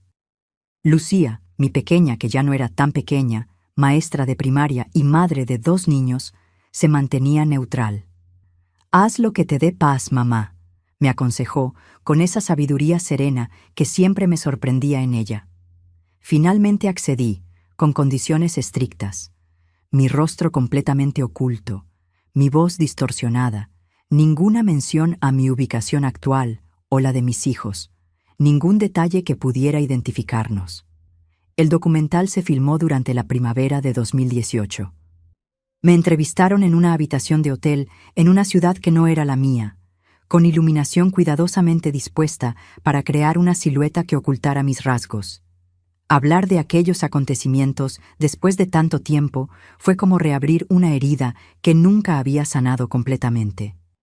Los recuerdos, que creía difuminados por el tiempo, resurgieron con una claridad dolorosa. El olor químico de la sala de preparación, la frialdad calculadora en los ojos del señor Montero, la mirada depredadora de Julián, las fotografías Polaroid de cuerpos profanados, los documentos detallando precios de órganos extraídos sin consentimiento. Durante 6 horas ininterrumpidas, relaté cada detalle, cada conversación, cada documento que había visto, cada sensación que había experimentado. El director, un hombre joven con ojos compasivos, apenas intervenía, permitiendo que mi testimonio fluyera naturalmente. Cuando terminé, me sentía físicamente agotada, pero emocionalmente más ligera, como si hubiera expulsado un veneno que había estado corroyéndome desde dentro durante décadas. El documental Descanso profanado, la verdad sobre la funeraria Descanso Santo, se estrenó en octubre de 2018 en un festival de cine independiente y posteriormente fue adquirido por una plataforma de streaming internacional. La respuesta fue abrumadora. Periodistas investigadores amplificaron la historia, descubriendo ramificaciones del caso que ni siquiera yo conocía. Surgieron nuevos testimonios de exempleados de otras funerarias que habían presenciado prácticas similares, pero que nunca habían tenido el valor de denunciarlas. Familiares de víctimas que durante décadas habían ignorado el destino real de sus seres queridos, ahora exigían justicia y reparación. Se reabrieron investigaciones sobre casos relacionados que habían quedado inconclusos. Observé todo esto desde lejos, a través de noticias e informes que Ricardo me enviaba. No participé en entrevistas adicionales ni en la promoción del documental. Mi contribución había terminado. Ahora le tocaba a la sociedad procesar esta historia y extraer sus propias conclusiones. En noviembre de 2019 recibí una carta anónima que me hizo revivir todos mis miedos. No tenía remitente, solo mi nombre real y dirección actual, lo cual ya era alarmante considerando el cuidado que había puesto en mantener esa información privada. Dentro del sobre había una única hoja de papel con unas pocas líneas escritas a mano. Te recuerdo, Guadalupe. Todas las noches te recuerdo y ahora sé dónde encontrarte. J. Julián. El único que quedaba vivo de aquel trío infernal. El terror que sentí fue tan intenso como aquel que experimenté 4 décadas atrás, cuando descubrí lo que ocurría en el sótano de la funeraria. Llamé inmediatamente a mi contacto en el programa de protección de testigos, quien me informó que Julián había sido liberado 3 meses antes, tras cumplir más de 30 años de su condena. Debería haber sido notificada, me dijo el agente, claramente preocupado por esta falla en el protocolo. Algo salió mal. Vamos a investigar y a tomar medidas inmediatas para garantizar su seguridad. En cuestión de horas, 2 agentes se presentaron en mi casa para instalar un sistema de seguridad avanzado y establecer protocolos de emergencia. Me ofrecieron realojarme temporalmente, pero me negué. A mis 67 años, estaba cansada de huir. Esta era mi casa, mi refugio durante las últimas décadas. Si Julián quería encontrarme, ya lo había hecho. Huir solo pospondría lo inevitable. Los días siguientes fueron un infierno de vigilancia constante y miedo paralizante. Cada sombra en la calle, cada ruido nocturno, cada rostro desconocido en el supermercado, se convertía en una potencial amenaza. Mis hijos querían que me mudara con alguno de ellos, pero me negué a trasladar este peligro a sus hogares, a sus familias. Una semana después de recibir la carta, estaba preparando un té en mi cocina cuando escuché un ruido en el porche trasero. Mi corazón se aceleró instantáneamente. Los agentes que vigilaban mi casa estaban apostados en la entrada principal. Este lado quedaba parcialmente oculto por un pequeño jardín. Con manos temblorosas, tomé el teléfono para marcar el número de emergencia que me habían proporcionado, pero antes de que pudiera hacerlo, vi una silueta a través de la cortina de la puerta trasera. La puerta se abrió lentamente, y allí estaba él. Más viejo, considerablemente más delgado, con el cabello completamente blanco, pero con aquellos mismos ojos verdes intensos que me habían perseguido en pesadillas durante 40 años. Julián. «Hola, Guadalupe», dijo con una voz rasposa que conservaba ecos de aquella que recordaba. Ha pasado mucho tiempo. Estaba paralizada, incapaz de gritar, incapaz de moverme. Julián dio un paso dentro de la cocina, cerrando la puerta tras él. No parecía llevar armas, pero eso no me tranquilizó en absoluto. Sus manos habían profanado cadáveres. Podrían fácilmente acabar con la vida de una anciana. «No he venido a hacerte daño», dijo, como si pudiera leer mi mente. Podría haberlo hecho cualquier noche en la última semana si ese fuera mi propósito. «¿Qué quieres?», logré preguntar, mi voz apenas un susurro. Hablar. Solo hablar. ¿Sobre qué? Sobre por qué hice lo que hice, sobre lo que ocurrió después, sobre estos 40 años. Tragué saliva, mi garganta seca por el miedo. ¿Por qué crees que me interesa escucharlo? Porque mereces saber toda la verdad, porque mereces entender, y porque yo merezco ser escuchado, una vez al menos, por la persona que lo cambió todo. Había algo en sus ojos. Ya no era aquella mirada depredadora que recordaba. Había cansancio, resignación, quizás incluso arrepentimiento. O tal vez solo estaba viendo lo que quería ver, humanidad donde no la había. Los agentes de seguridad están fuera, le advertí. Sigurto estarán aquí en segundos. Los he estado observando, muy profesionales, pero previsibles en sus rutinas. Julián se sentó en una silla de la cocina, como si fuera un invitado normal. Tienes dos opciones, Guadalupe. Puedes gritar ahora mismo y nunca sabrás por qué vine realmente, o puedes escucharme durante unos minutos y después decidir. La curiosidad venció al miedo. Asentí levemente, sin acercarme, manteniendo la isla de la cocina entre nosotros. Te contaré algo que nadie sabe, ni siquiera el señor Montero lo supo, comenzó Julián. Yo no elegí ser lo que fui. Fui moldeado, fabricado por él, desde que era un niño. Lo que siguió fue un relato horripilante de abuso, manipulación y condicionamiento psicológico. Augusto Montero, me explicó Julián, no había sido solo su jefe y cómplice, sino también su tío y tutor legal desde que tenía 8 años, cuando sus padres fallecieron en circunstancias sospechosas. El señor Montero había educado a Julián para continuar su negocio, exponiéndolo gradualmente a aspectos cada vez más perturbadores de la muerte, normalizando lo anormal, premiando comportamientos que cualquier sociedad consideraría monstruosos. No te estoy pidiendo perdón, aclaró Julián. Ni compasión, sé lo que hice. Recuerdo cada cuerpo, cada familia engañada, cada acto despreciable. Cumplí mi condena, pero sé que ninguna prisión podría ser suficiente. ¿Entonces qué quieres de mí?, pregunté, confundida por esta confesión inesperada. Quiero que sepas que hiciste lo correcto, que a pesar del miedo, del riesgo, de todo lo que sacrificaste, tu decisión de denunciarnos fue lo único bueno que ocurrió en esa historia oscura. Detuviste algo que habría continuado durante décadas. Salvaste a innumerables familias de ser víctimas de nuestra depravación.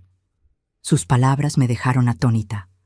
De todas las cosas que esperaba escuchar, un agradecimiento retorcido era lo último. Durante 32 años en prisión, tuve tiempo para reflexionar, para reconstruir mi mente deformada, continuó. Los primeros 10 años fueron de rabia, de fantasías de venganza contra ti. Los siguientes 10 fueron de negación, de justificaciones. Los últimos fueron de aceptación y comprensión.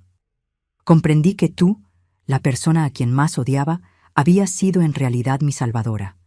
Me detuviste cuando yo no podía detenerme a mí mismo. Lágrimas silenciosas corrían por su rostro envejecido. No pude evitar ver al niño abusado detrás del monstruo, al ser humano roto detrás del criminal. ¿Por qué me enviaste esa carta amenazante entonces?, pregunté, todavía desconfiada. Porque necesitaba verte, hablar contigo, pero sabía que nunca aceptarías un encuentro voluntario. El miedo fue la única herramienta que conocía para conseguir lo que quería. Otro legado tóxico de mi educación. Nos quedamos en silencio durante lo que pareció una eternidad. Finalmente, Julián se levantó lentamente. Ya he dicho lo que vine a decir. No volverás a verme. Voy a entregarme a tus guardias ahora mismo y aceptaré las consecuencias por haberte contactado. Era importante para mí que escucharas esto. Antes de que pudiera responder, Julián se dirigió hacia la puerta principal. Lo seguí a distancia, todavía procesando esta extraña conversación. Lo vi salir al porche con las manos en alto. Los agentes lo redujeron inmediatamente, mientras él se dejaba esposar sin resistencia. Uno de los agentes entró corriendo. ¿Está bien, señora Méndez? ¿Le ha hecho daño? Estoy bien, respondí, mi voz más firme de lo que esperaba. Solo hablamos. En los días siguientes, Julián fue interrogado exhaustivamente. Tal como había prometido, no opuso resistencia y admitió haber violado las condiciones de su libertad condicional al contactarme. Fue enviado de vuelta a prisión para cumplir 5 años adicionales. Este extraño encuentro me dejó profundamente perturbada, pero también me proporcionó una forma de clausura que no sabía que necesitaba. La monstruosidad que había presenciado décadas atrás no había sido simplemente maldad pura, sino el resultado de ciclos de abuso, manipulación y enfermedad mental. No justificaba nada, pero contextualizaba, y en cierto modo humanizaba lo inhumano. A finales de 2020, en medio de la pandemia global que nos mantenía a todos aislados, recibí una noticia inesperada. Julián había fallecido en prisión debido a complicaciones por COVID-19. Fue un final anónimo para alguien que había causado tanto dolor, sepultado entre estadísticas de víctimas de una crisis sanitaria sin precedentes. No sentí alegría ni tristeza, solo una extraña sensación de que un capítulo definitivamente se cerraba. En la soledad del confinamiento, con 68 años y tiempo infinito para reflexionar, comencé a escribir mis memorias, no para publicarlas, sino como un ejercicio de catarsis personal. Página tras página, reconstruí aquellos meses de 1987 que habían definido el resto de mi existencia. Recordé detalles que creía olvidados. El olor específico de la colonia del señor Montero, una mezcla de sándalo y algo químico. La mancha de café en la blusa de Dolores el día que me entrevistó. El sonido peculiar de los zapatos de Heriberto sobre el piso de mármol del pasillo. La sensación de las teclas de la máquina de escribir bajo mis dedos mientras redactaba facturas falsificadas sin saberlo. Escribí sobre el miedo paralizante al descubrir la verdad, sobre la culpa corrosiva durante los meses que mantuve silencio, sobre la determinación desesperada cuando finalmente decidí actuar. Escribí sobre el programa de protección de testigos, sobre criar a 3 niños con una identidad fabricada, sobre despertar gritando en medio de la noche durante años, décadas. Cuando terminé, tenía más de 400 páginas manuscritas, un exorcismo en forma de palabras. No se las mostré a nadie, ni siquiera a mis hijos. Eran solo para mí, un testimonio privado de una vida marcada por un horror que pocos podrían comprender. La pandemia eventualmente remitió y la vida retomó cierta normalidad. Mis hijos y nietos volvieron a visitarme regularmente. Retomé mis paseos diarios por el parque cercano, mis clases de tejido en el centro comunitario, mi rutina tranquila de jubilada. En la primavera de 2022, mientras reorganizaba el ático, encontré una caja que no había abierto en años. Contenía recuerdos de mi vida anterior, algunas fotografías rescatadas de nuestra casa en Ciudad de México, el certificado de matrimonio con Ernesto, recortes de periódico amarillentos sobre el caso de la funeraria, cuidadosamente guardados por Ricardo y enviados años después. Y algo que había olvidado por completo. Un pequeño crucifijo de plata que había estado colgado en mi oficina en descanso santo. Lo sostuve entre mis dedos arrugados, sintiendo su peso, recordando cómo había rezado frente a él tantas veces durante aquellos meses, buscando guía divina, preguntándome si Dios podía ver lo que ocurría bajo ese mismo símbolo de fe. Una reliquia de un tiempo de oscuridad, pero también de revelación y valentía. Decidí conservarlo, no como un recordatorio del horror, sino como testimonio de que incluso en los lugares más oscuros, la verdad eventualmente encuentra su camino hacia la luz. Lo colgué en la pared de mi habitación, junto a las fotografías de mis hijos y nietos, un contraste poético entre el pasado tenebroso y el presente luminoso. A medida que me acercaba a los 70 años, comencé a reflexionar más profundamente sobre el legado que dejaría. No en términos de posesiones materiales, que eran escasas, sino de enseñanzas, de ejemplos, de historias. ¿Qué querría que mis nietos supieran sobre mí cuando ya no estuviera? ¿Sobre la abuela Guadalupe, que fue Margarita durante tanto tiempo? ¿Sobre la mujer que descubrió horrores inimaginables y encontró el valor para enfrentarlos? En el otoño de 2022, tomé una decisión. Rescaté mis memorias manuscritas y comencé a adaptarlas, suavizando ciertos detalles demasiado gráficos, pero manteniendo la esencia de la historia. Las convertí en un relato que pudiera ser compartido, no con el mundo entero, sino con quienes más importaban, mi familia. Para la Navidad de ese año, reuní a mis 3 hijos y 7 nietos en mi casa. Después de la cena, cuando los más pequeños se habían dormido y solo quedaban los adultos y adolescentes alrededor de la mesa, saqué un manuscrito encuadernado en cuero simple. «Tengo algo importante que compartir con ustedes», anuncié. La historia completa de lo que ocurrió en 1987 y cómo cambió nuestras vidas para siempre. Isabel, Ramón y Lucía intercambiaron miradas preocupadas. Mis nietos mayores, que conocían fragmentos de la historia familiar pero nunca los detalles completos, se inclinaron con interés. «¿Estás segura, mamá?», preguntó Isabel. «Algunos de los niños quizás sean demasiado jóvenes. Los más pequeños están dormidos», respondí. «Y los mayores tienen edad suficiente para entender que el mundo no siempre es un lugar seguro, que a veces hay que tomar decisiones imposibles, y que hacer lo correcto puede tener un precio alto. Son lecciones que necesitarán en la vida». Durante las siguientes 2 horas, leí extractos seleccionados de mis memorias. Hablé de la funeraria, del señor Montero, de Heriberto y Julián. Describí el descubrimiento del horror en el sótano, la angustia de la complicidad forzada, la determinación de exponer la verdad. Expliqué el programa de protección de testigos, las nuevas identidades, el miedo constante durante décadas. Finalmente, les conté sobre el extraño encuentro con Julián tantos años después. La habitación estaba en silencio absoluto cuando terminé. Vi lágrimas en los ojos de mis hijos, que revivían recuerdos dolorosos de una infancia interrumpida. Vi asombro en los rostros de mis nietos, que descubrían una dimensión completamente nueva de su abuela, a quien habían conocido siempre como una mujer tranquila y convencional. «Abuela», dijo finalmente Miguel, mi nieto mayor, un joven de 19 años, estudiante de Derecho como su madre Isabel. «Eres la persona más valiente que he conocido». «No fue valentía», respondí honestamente. «Fue desesperación, fue supervivencia, fue la necesidad de poder mirarlos a ustedes a los ojos sin vergüenza». «Fue valentía», insistió Ramón, mi hijo siempre callado. «Yo recuerdo cómo temblabas cada noche, cómo saltabas ante cada ruido, cómo revisabas las cerraduras una y otra vez. Tenías miedo, un miedo terrible, pero actuaste a pesar de él. Eso es la verdadera valentía». Lucía, quien apenas tenía recuerdos conscientes de aquella época, tomó mi mano entre las suyas.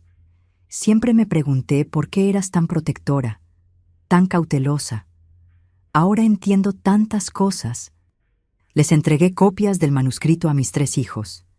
«Esto es para ustedes, para que conozcan toda la verdad, para que la guarden si así lo desean, o para que la compartan con sus hijos cuando crean que están listos.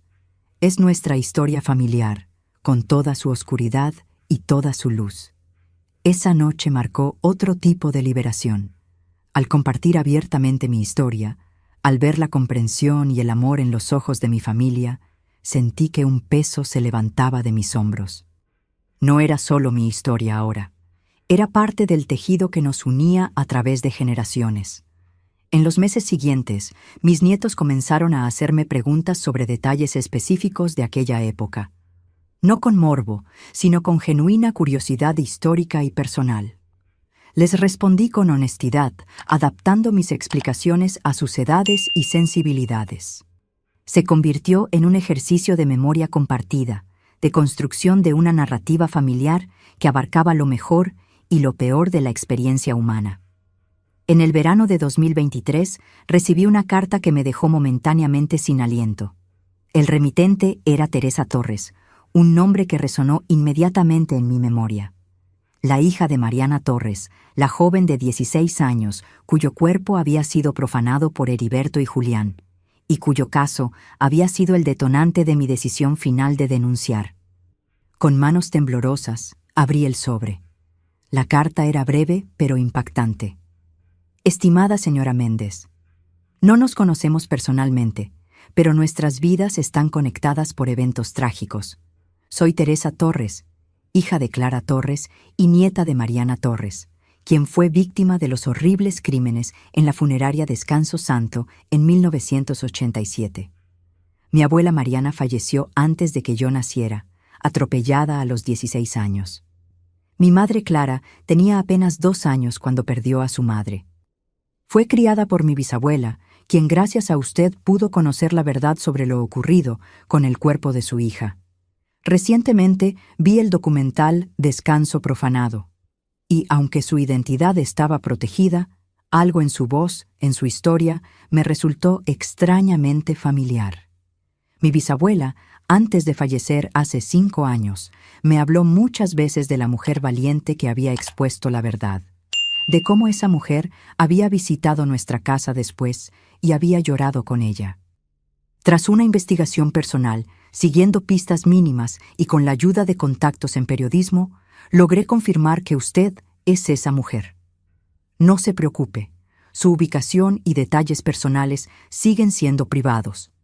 Solo quería que supiera que 3 generaciones de mujeres Torres, mi bisabuela, mi madre y yo, hemos mantenido su memoria con gratitud y respeto. Su valentía permitió que el cuerpo de mi abuela Mariana finalmente descansara en paz, que mi bisabuela encontrara cierto consuelo en la verdad, y que mi madre creciera sabiendo que hay personas dispuestas a arriesgarlo todo por hacer lo correcto. Si algún día desea conocernos, estaríamos honradas. Si prefiere mantener su privacidad, lo entenderemos perfectamente. En cualquier caso, sepa que su acto de coraje, hace 36 años, sigue generando ondas de gratitud y sanación en nuestra familia. Con profundo agradecimiento, Teresa Torres. Lloré al leer estas palabras, lágrimas que lavaban décadas de dudas residuales. ¿Había valido la pena el sacrificio, el miedo, el desarraigo? Esta carta era la respuesta más clara. Sí, 1000 veces sí. Después de meditarlo durante semanas, decidí responder a Teresa. No para encontrarnos en persona. Algunos riesgos, aunque mínimos, no valían la pena a mi edad, sino para cerrar el círculo, para conectar nuestras historias de forma más personal. Le escribí sobre el impacto que el caso de su abuela Mariana había tenido en mi decisión, sobre cómo el dolor de su bisabuela Clara había resonado con mi propio dolor de madre, sobre cómo, en cierto modo, Mariana había salvado a innumerables otras personas al convertirse en el catalizador de mi acción. El intercambio de cartas con Teresa se convirtió en regular durante los meses siguientes. Ella me contaba sobre su vida como profesora universitaria de ética, sobre cómo la historia familiar había influido en su elección profesional, sobre sus propios hijos y las lecciones que esperaba transmitirles. Yo le compartía reflexiones sobre mi vida, anécdotas de mis nietos, pensamientos sobre el paso del tiempo y la naturaleza de la memoria y el trauma. A principios de 2024, recibí una propuesta inesperada de Teresa. Estaba organizando un simposio académico sobre ética, testimonio y trauma colectivo en la universidad donde trabajaba, y me invitaba a participar como oradora, con todas las protecciones de anonimato que considerara necesarias. Su experiencia y reflexiones podrían ser invaluables para estudiantes y académicos que trabajan en estos temas, escribió. Pero entenderé perfectamente si declina. La idea de hablar públicamente sobre mi experiencia, incluso con rostro y nombre ocultos, me pareció inicialmente aterradora. Consulté con mis hijos, con mi contacto en el programa de protección, que seguía activo aunque con supervisión mínima, incluso con Ricardo, ahora un anciano como yo, pero con la mente tan aguda como siempre. ¿Qué es lo peor que podría pasar?, reflexionó Isabel durante una de nuestras conversaciones. Los principales implicados están muertos. Han pasado casi 4 décadas, y tu testimonio podría tener un impacto significativo en cómo se entienden estos temas. Finalmente acepté, con condiciones estrictas. Participaría por videoconferencia, con voz distorsionada y rostro completamente oculto, sin revelar detalles específicos que pudieran identificarme. Teresa estuvo de acuerdo con todas las condiciones. El simposio se celebró en marzo de 2024. Desde la seguridad de mi sala de estar, con la asistencia técnica de uno de mis nietos, me conecté a una plataforma digital, donde un auditorio lleno de estudiantes, profesores y profesionales esperaba mi intervención. Teresa me presentó simplemente como una mujer que, en 1987, expuso una red criminal que operaba desde una funeraria en Ciudad de México y cuyo testimonio llevó al desmantelamiento de una de las primeras operaciones documentadas de tráfico de órganos en América Latina. Durante 40 minutos hablé sobre mi experiencia, no tanto sobre los detalles macabros que ya habían sido ampliamente documentados, sino sobre las dimensiones éticas y psicológicas. El dilema moral de conocer algo terrible y tener que decidir entre la seguridad personal y familiar o la denuncia. El trauma de la complicidad forzada. La reconstrucción de la identidad después de un evento disruptivo. La transmisión intergeneracional del miedo y la cautela. La valentía, concluí, no es la ausencia de miedo, sino la decisión de actuar a pesar de él.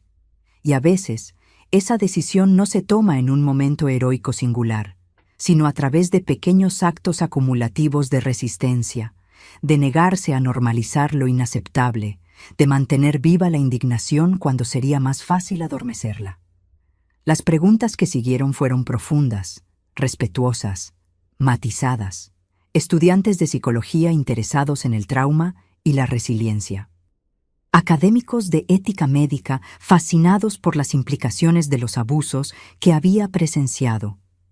Investigadores de derechos humanos intrigados por los aspectos legales y sociales del caso.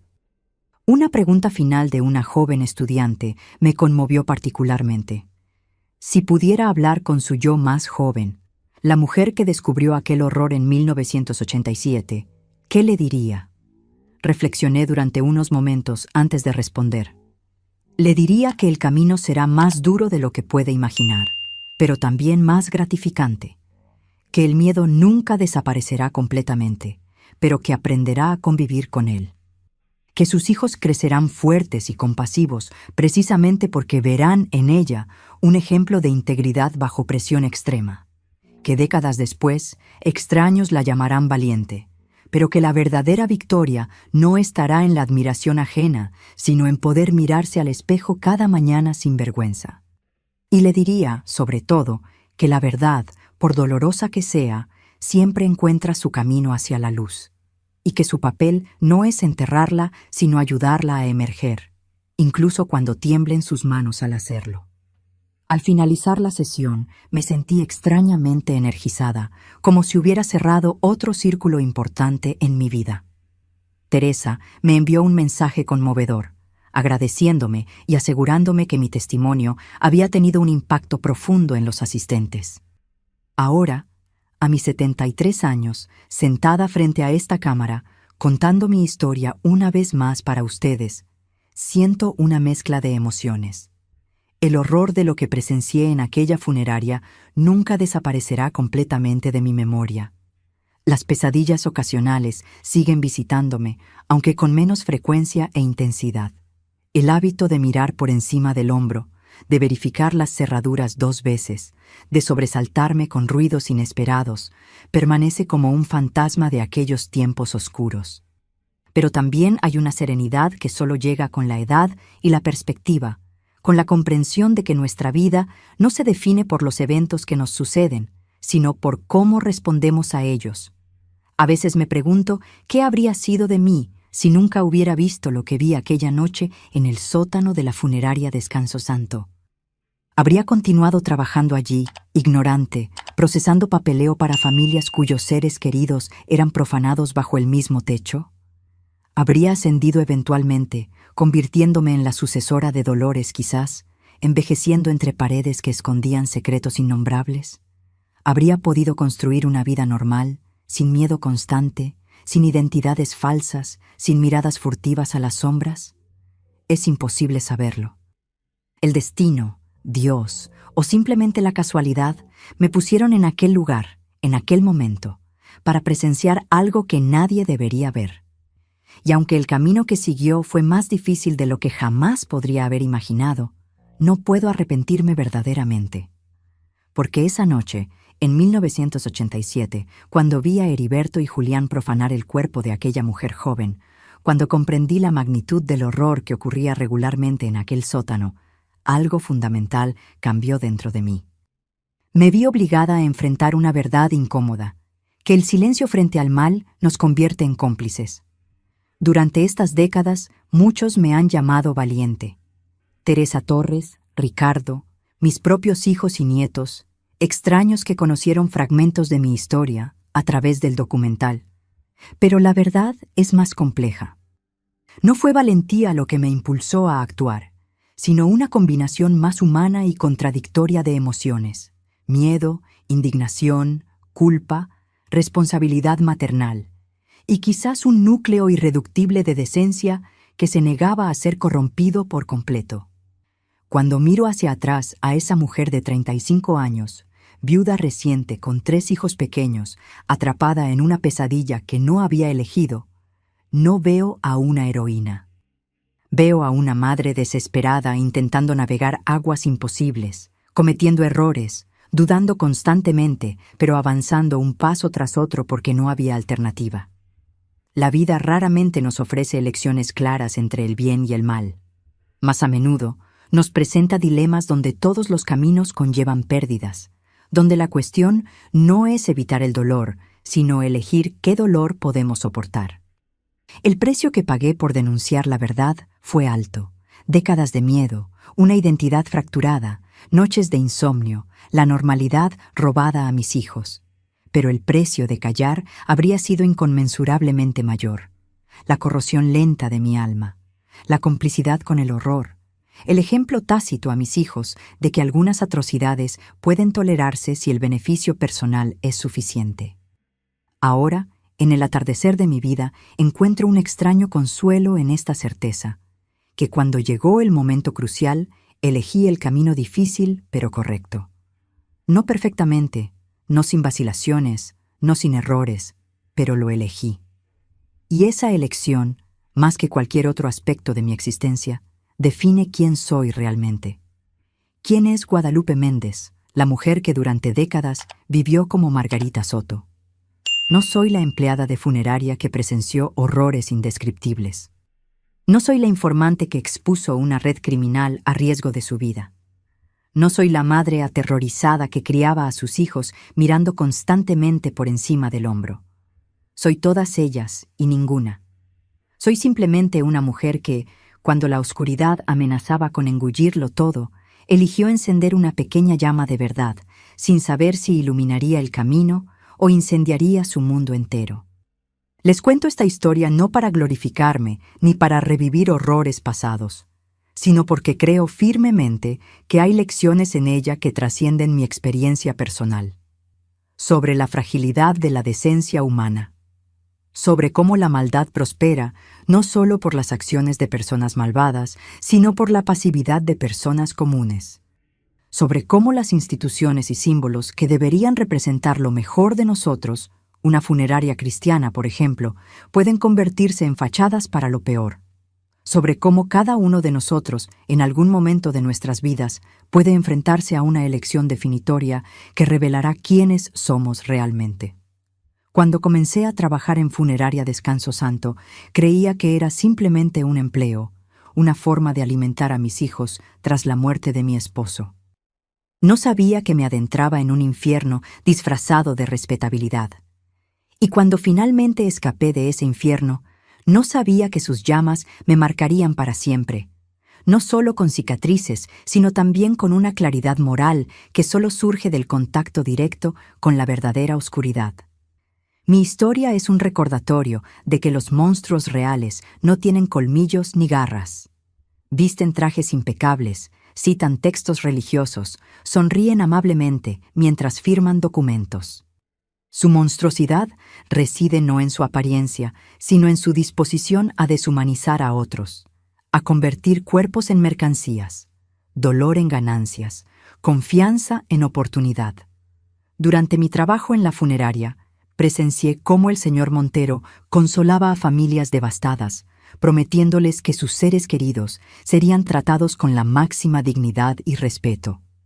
Lo vi rezar con ellos, sostener sus manos mientras lloraban, asegurarles que el difunto estaba ya en brazos del Señor. Y luego, horas después, lo vi supervisar la profanación sistemática de esos mismos cuerpos, calculando ganancias mientras Heriberto y Julián llevaban a cabo sus actos indescriptibles.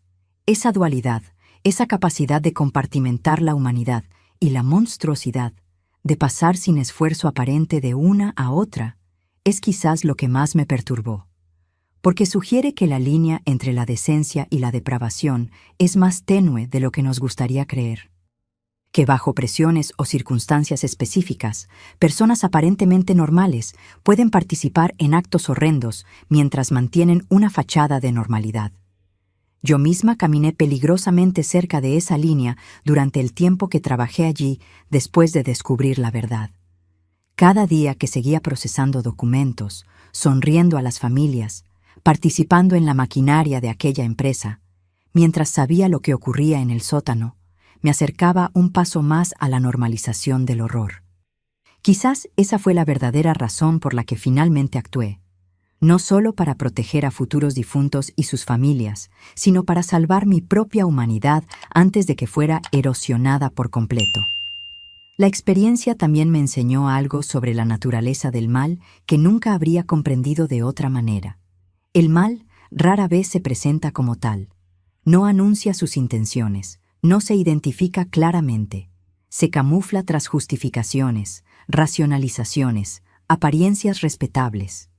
Se infiltra gradualmente, normalizando lo anormal paso a paso, hasta que lo impensable se vuelve rutinario. Recuerdo la explicación que me dio el señor Montero cuando le confronté. Los muertos están muertos, no sienten nada, no saben nada. ¿Qué daño real hay? Una lógica perversa pero seductora en su simplicidad. Una lógica que ignora completamente la dignidad inherente a cada ser humano, incluso después de la muerte, que desdeña la confianza sagrada depositada por las familias, que reduce todo a una fría ecuación de beneficio y oportunidad. Este tipo de razonamiento es la semilla de toda atrocidad humana, grande o pequeña. La capacidad de deshumanizar, de crear categorías de personas a quienes no se les debe el mismo respeto o consideración.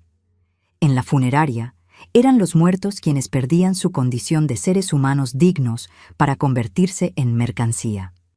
Pero la historia nos muestra cómo este mismo mecanismo se aplica a los vivos, por su raza, religión, nacionalidad, género, orientación sexual o cualquier otra característica que pueda servir para marcarlos como otros, como merecedores de menos respeto, consideración o derechos. Me pregunto a menudo sobre Heriberto y Julián, los tanatopractores que presencié profanando aquel cadáver. ¿Cómo llegaron a ese punto? ¿Fue gradual, un deslizamiento lento hacia la depravación, o hubo un momento definido en que cruzaron una línea? ¿Se contaban historias a sí mismos para justificar sus acciones? ¿Separaban mentalmente su trabajo de su vida personal?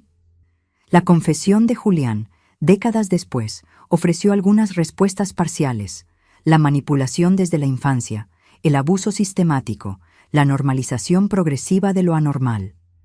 Pero incluso así, queda un núcleo de misterio en la capacidad humana para la crueldad y la deshumanización. Durante los años que viví bajo protección de testigos, tenía pesadillas recurrentes, no solo sobre lo que había visto en el sótano, sino sobre lo que podría haberme convertido si hubiera permanecido en ese entorno tóxico. Me veía a mí misma transformada gradualmente en cómplice voluntaria, justificando lo injustificable, perdiendo fragmento a fragmento mi capacidad de indignación moral, hasta quedar tan hueca y corrompida como aquellos a quienes había denunciado. Esos sueños me persiguieron durante años, recordándome que la línea entre observar el mal y participar en él es peligrosamente delgada, que la normalización es un veneno lento pero efectivo, que debemos permanecer vigilantes no solo contra las amenazas externas, sino también contra nuestra propia capacidad de adaptarnos a lo inaceptable. La decisión de denunciar lo que descubrí en la funeraria no fue heroica, fue existencial. No se trataba solo de hacer justicia o proteger a futuras víctimas, aunque esas consideraciones ciertamente pesaron. En el fondo, se trataba de preservar mi propia humanidad, de poder seguir mirándome al espejo, de dar un ejemplo a mis hijos sobre los límites que nunca deben traspasarse, sin importar las circunstancias. ¿Fue el precio demasiado alto?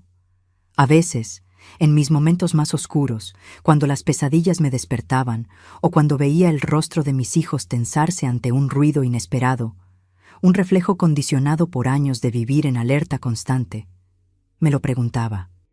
Hubo momentos en que la carga parecía insoportable, la identidad perdida, la seguridad sacrificada, la normalidad que nunca recuperaríamos completamente. Pero luego recuerdo las alternativas. Recuerdo el cuerpo de aquella joven mujer sobre la mesa metálica, la mirada depredadora de Julián, la complicidad institucionalizada que permitía que aquellos horrores ocurrieran noche tras noche. Recuerdo los ojos de la señora Torres cuando me habló de su hija Mariana. Recuerdo las revelaciones posteriores sobre la extensión de la red criminal, los cientos de cuerpos profanados, las familias engañadas sistemáticamente durante años. Y entiendo que no había otro camino posible, que el silencio habría sido una muerte del alma más completa que cualquier amenaza física, que mis hijos habrían heredado no solo mi miedo, sino también mi complicidad, mi rendición ante lo intolerable. La decisión de hablar, de actuar, de enfrentar lo que descubrí, no fue un momento singular de valentía, sino una serie de pequeños pasos. La primera vez que fotografié documentos incriminatorios, la llamada a Ricardo, cada nueva grabación, cada testimonio. Pasos pequeños pero acumulativos, cada uno haciendo el siguiente un poco más factible, un poco más inevitable. Creo que así funciona a menudo el verdadero coraje, no como un acto heroico grandilocuente, sino como una acumulación de decisiones aparentemente insignificantes que, juntas, definen quiénes somos y en qué estamos dispuestos a convertirnos. Mi historia podría haberse desarrollado de forma muy diferente. Podría haber callado, aceptado el aumento de sueldo ofrecido por el señor Montero, aprendido a ignorar lo que sabía. Podría haber continuado con mi vida, mantenido a mis hijos, evitado décadas de miedo y desarraigo. Nadie habría sabido jamás de mi complicidad, de mi silencio, excepto yo. Y mis hijos, que habrían crecido con una madre cuya alma se había comprometido irrevocablemente, que les habría enseñado tácitamente que algunas líneas pueden cruzarse si el beneficio es suficiente, que la comodidad personal vale más que la integridad. ¿Qué clase de legado habría sido ese? En cambio, mis hijos crecieron viendo a una madre aterrorizada pero decidida, que sacrificó la seguridad y la comodidad por hacer lo correcto, que les enseñó, no con palabras, sino con acciones, que existen límites que no deben cruzarse, sin importar el costo, que en los momentos definitorios de la vida somos nuestras elecciones. Isabel, mi hija mayor, se convirtió en abogada especializada en derechos humanos, defendiendo a víctimas de abusos institucionales. Ramón canalizó sus experiencias traumáticas en arte, creando ilustraciones que exploran temas de identidad, secreto y resiliencia. Lucía, quien apenas recuerda nuestra vida anterior, es maestra, transmitiendo valores de empatía y coraje moral a nuevas generaciones. Los tres, a su manera, han construido vidas que reflejan las lecciones aprendidas durante aquellos años oscuros. Mis nietos conocen versiones filtradas de la historia familiar, adaptadas a sus edades y sensibilidades, pero todos han absorbido la esencia, que su abuela, una mujer ordinaria enfrentada a circunstancias extraordinarias, eligió la verdad sobre la seguridad, la integridad sobre la comodidad. Que algunas batallas deben librarse, aunque la victoria no esté garantizada. Que el silencio frente al mal tiene un costo incalculable. Este es, quizás, mi verdadero legado. No la exposición de una red criminal hace 4 décadas, no mi breve momento de notoriedad periodística, sino las ondas expansivas de esa decisión a través de generaciones. La forma en que mi elección de 1987 continúa moldeando las elecciones éticas de mis descendientes, que a su vez influirán en otros. Nunca sabremos completamente el impacto de nuestras acciones. Cuando decidí hablar, no podía imaginar las ramificaciones completas, las investigaciones ampliadas que descubrirían redes similares en otras funerarias, las reformas legales que seguirían para regular más estrictamente las prácticas funerarias y la donación de órganos, las familias que encontrarían algún tipo de clausura al conocer la verdad sobre sus seres queridos, las futuras víctimas potenciales que se salvarían. No hice lo que hice por ninguna de estas razones grandiosas. Lo hice porque no podía vivir conmigo misma si callaba, porque no podía mirar a mis hijos a los ojos sabiendo que estaba permitiendo que continuaran aquellas atrocidades. Porque, en última instancia, hay líneas que no pueden cruzarse sin perder algo esencial de nuestra humanidad. Ahora, a mis 73 años, con más pasado que futuro por delante, miro hacia atrás a aquella joven viuda que entró temerosamente en la funeraria Descanso Santo buscando únicamente un modo de alimentar a sus hijos. Nunca podría haber imaginado la oscuridad que encontraría allí, ni la fuerza que descubriría dentro de sí misma para enfrentarla. No puedo cambiar su pasado, ni borrar el dolor y el miedo que experimentó, pero puedo honrar su valentía, su negativa a rendirse ante la desesperación, su determinación de proteger no solo la dignidad de los muertos, sino también la integridad moral de sus hijos vivos. Y puedo compartir su historia, mi historia, con la esperanza de que inspire a otros a reconocer que, incluso en los momentos más oscuros, siempre existe la posibilidad de elegir la luz, que el mal prospera no solo a través de quienes lo cometen activamente, sino también a través de quienes optan por mirar hacia otro lado. Que a veces la acción más valiente no es un gesto grandioso, sino simplemente negarse a ser cómplice, negarse a normalizar lo inaceptable, negarse a permitir que la oscuridad exterior invada también nuestro interior. Esta es la lección final que espero transmitir, que en un mundo donde las instituciones fallan, donde los poderosos abusan, donde lo sagrado es profanado, la última línea de defensa somos nosotros. Personas comunes que deciden, a veces a un costo terrible, que algunas verdades deben ser dichas, algunos límites deben ser defendidos, algunas luces deben mantenerse encendidas, aunque las tinieblas parezcan impenetrables. No sé qué recordarán de mí cuando ya no esté. Quizás solo seré una nota al pie en la historia de un escándalo criminal de hace décadas. Quizás mi nombre se perderá completamente, desdibujado por los años de anonimato forzado. No importa realmente. Lo que importa es que, cuando llegó el momento de decidir, elegí la verdad. Que cuando enfrenté la oscuridad, no permití que me consumiera por completo. Que a través de mi elección, algo de luz permaneció. Y si mi historia puede inspirar a aunque sea una persona a hacer lo mismo cuando se enfrente a su propia encrucijada moral, entonces todo, el miedo, el sacrificio, las pesadillas, las identidades perdidas y encontradas, habrá valido la pena. La vida no nos ofrece garantías de seguridad o confort. Nos ofrece elecciones, momentos decisivos donde revelamos quiénes somos realmente. Mi momento llegó en aquel sótano de funeraria en 1987. El tuyo podría llegar en circunstancias completamente diferentes. Pero cuando llegue, recuerda, la verdadera medida de nuestra humanidad no es la ausencia de miedo, sino nuestra disposición a actuar a pesar de él. No la perfección moral, sino la negativa a rendirse ante la corrupción. No la certeza de victoria, sino la determinación de luchar por lo que sabemos que es correcto, incluso cuando el costo parezca insoportable. Esta es mi historia, esta es mi verdad, este es mi legado. Gracias por escucharme, por ser testigos de un capítulo oscuro, pero también luminoso de mi vida. Que cada uno de ustedes encuentre la fortaleza para enfrentar sus propias oscuridades cuando llegue el momento.